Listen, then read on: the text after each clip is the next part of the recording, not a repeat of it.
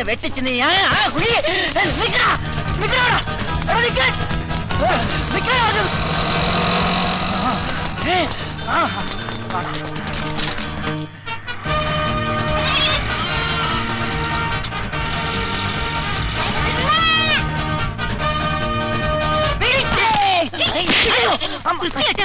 മാറിപ്പോയി. എടാ തീവ്രവാദികളെ നിക്കടാ. ഇതെന്താ പക്കത്തിലെ പുതിക്കൂടായിരുന്ന? എത്ര നേരമായി നമ്മൾ ഓട്ടം തുടങ്ങിയിട്ട്? അല്പം റെസ്റ്റ് എടുത്തിട്ട് ഓടിയാ പോരെ? ശരിയാ, എത്ര നേരം നമ്മൾ ഓട്ടം തുടങ്ങിയിട്ട്? അല്പം റെസ്റ്റ് ചെയ്തിട്ട് ഓടാല്ലേ? അതിരിക്കട്ടെ, എവിടെ നിങ്ങളുടെ വീട്? ബോംബെയില്. ബോംബെയിലാ? ബോംബെയിൽ ഞാൻ കുറച്ചാളുണ്ടായിരുന്നു 1983-ല്. പിന്നെ ഞാൻ നാട്ടിലേക്ക് പോന്നു. യോ, സമയം ഒരുപാടായി. എന്നാ നമുക്ക് ഓടാം. ഓടാം.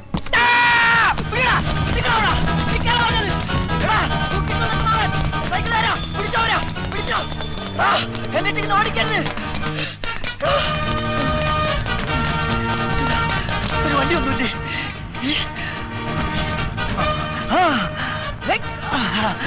വിട്ടോ വിട്ടോ വിടോ. ആ സൂട്ട്കേസായിട്ട് പോണില്ലേ? അവന് പോയ പോ. ഇയാളെന്താ മണ്ണ ബുദ്ധിയാണോ? ജോലിയിൽ പോണ പോലെ പോട്ടെ.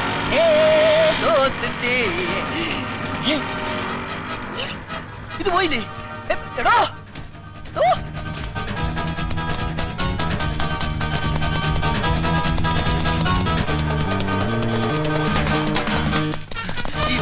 ചോക്കിന് കീഴടങ്ങുന്നതാണ് നല്ലത്. നിൽക്കാൻ മിസ്സിംഗ്, പിന്നെ മിസ്സിംഗ്.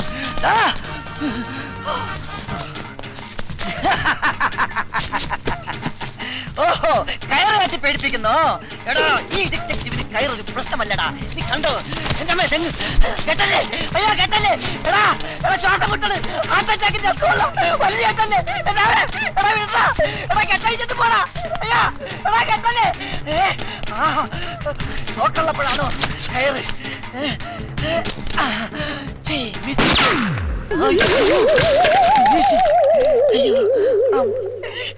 അയ്യോ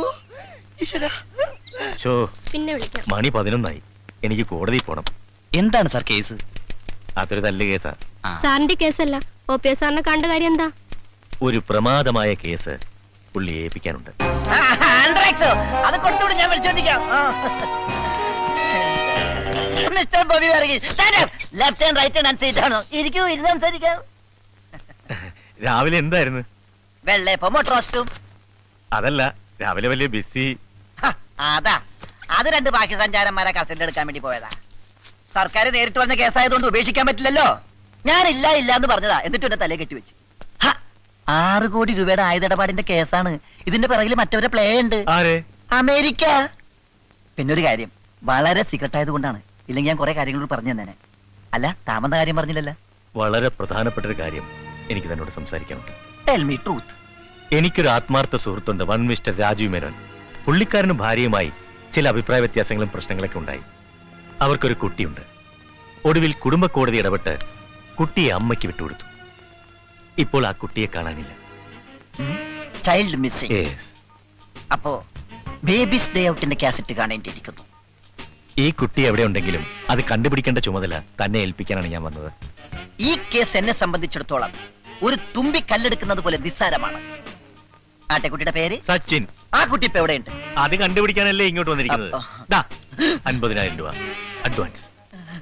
ആ കുട്ടി ലോകത്ത് എവിടെ ജീവിച്ചിരിപ്പുണ്ടെങ്കിലും ഈ OPR കണ്ടുപിടിച്ചിരിക്കും. ധൈര്യമായിട്ട് പൊക്കോ. പിന്നെ ഒരു പ്രധാന കാര്യം. എന്താ? ഞാനാണ് ഈ കേസ് അന്വേഷിക്കുന്നതെന്ന് ഒരു കാരണവശാലും ആ കുട്ടി അറിയാൻ പാടില്ല. പൊക്കോ.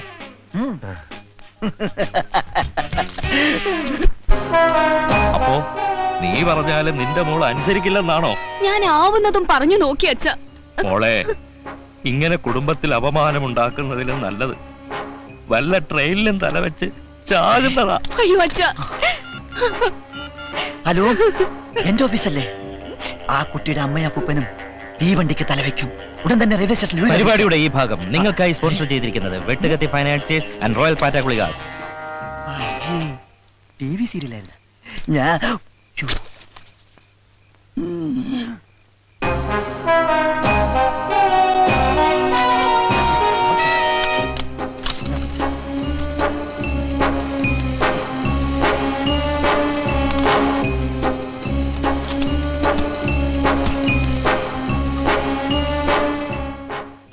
ദാക്ഷായണി വാ. ഒയ്ക്കോ, ഞാൻ പിന്നെ വരാം. ഈ സ്റ്റെയർ കേസ് ഇവിടെ ഉണ്ടായിരുന്നു നന്നായി, ഇല്ലെങ്കിൽ കയറ് കെട്ടി ഇറങ്ങേണ്ടി വന്നേനെ.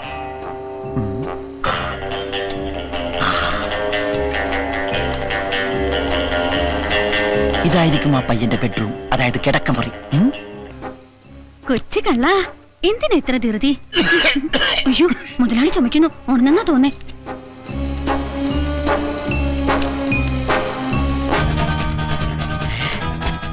ഇത് തന്നെ അവന്റെ മുറി.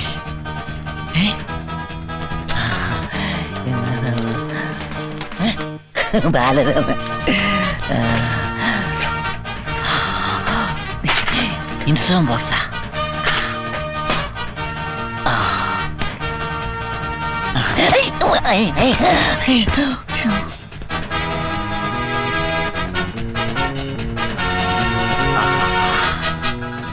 ഇത് തന്നെയാണ് സച്ചിന്റെ ഡ്രസ്. ഇത് തന്നെ.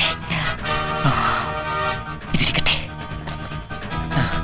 അവന്റെ ഒരു വിരലടയാളം കൂടി കിട്ടിയിരുന്നെങ്കിൽ. ദാക്ഷായണി നീ ഇതെവിടെ ആയിരുന്നു? ഞാൻ മുതലാളിയുടെ ചുമ കേട്ടിട്ട് ഇപ്പോഴല്ലേ ചേട്ടന്റെ അടുത്തുനിന്ന് പോയത്. അതിന് ഞാൻ ഇപ്പോഴല്ലേ ഇവിടെ വന്നത്.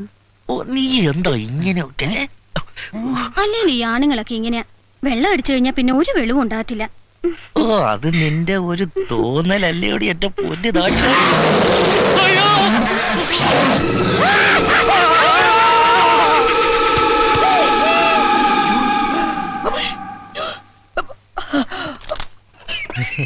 മോനോട് ഞങ്ങൾ ഇപ്പൊ വരാം.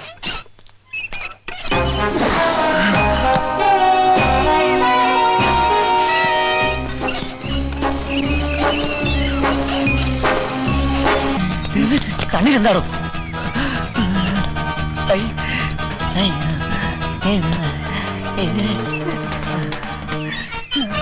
ആരാ? അത് തന്നെ എനിക്കും അറിയേണ്ടത്. നീ ആരാ? സച്ചിൻ. കയ്യിലെവിടെ? 2, 1.5 അടിയും കൃത്യം. ഓന്റെ അച്ഛനും അമ്മയും അവർ രണ്ട് വഴിക്ക് പോയി. My God! എന്റെ ഈശ്വര, ഡോക്ടർ കൽപ്പിച്ചതും പേഷ്യന്റ് ഇച്ഛിച്ചതും മിൽക്കെന്നെ. മോനെ, മോൻ മാമന്റെ കൂടെ വാ. എന്തിനാ? മോനെ ഞാൻ കപ്പയും മീനും പപ്പയും മമ്മിയും കാണിച്ചുതരാ. പപ്പയും മമ്മിയും വരും. വരും. അവര് ഡൈവേഴ്സ് ആയി പോയില്ലേ? മോൻ മാമന്റെ കൂടെ വാ. തനിക്ക് എന്താ കാര്യം? ഈ അനാഥ കുട്ടിയുടെ കാര്യത്തിൽ താൻ ഇടപെടാൻ പാടില്ല. അനാഥ കുട്ടിയോ? ഞങ്ങളുടെ കുട്ടിയാ. എന്താ തെളിവ്? ഒന്ന് മാറിയേ. വാമനെ 3.5 അടി 1 അടി തീർന്നത് ഭാഗ്യം.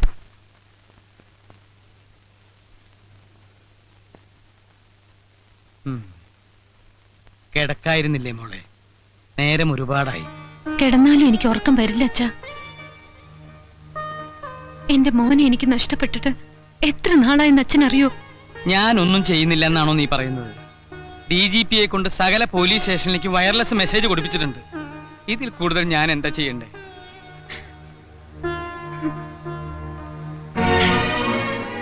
മകനെ നഷ്ടപ്പെട്ട ഒരമ്മയുടെ ദുഃഖം മനസ്സിലാക്കാൻ ഈ അച്ഛനാവും മോളെ. ഇതിന്റെ പിന്നിൽ കളിച്ചിരിക്കുന്നത് അവൻ തന്നെയാ, ആ രാജീവ്. നോക്കിക്കോ, അവൻ ഏത് പാതാളത്തിൽ കൊണ്ടുപോയി ഒളിപ്പിച്ചാലും ശരി, ഒരു പോറല് പോലും ഏൽക്കാതെ നിന്റെ മോനെ ഈ അച്ഛൻ തിരിച്ചു കൊണ്ടുവരും.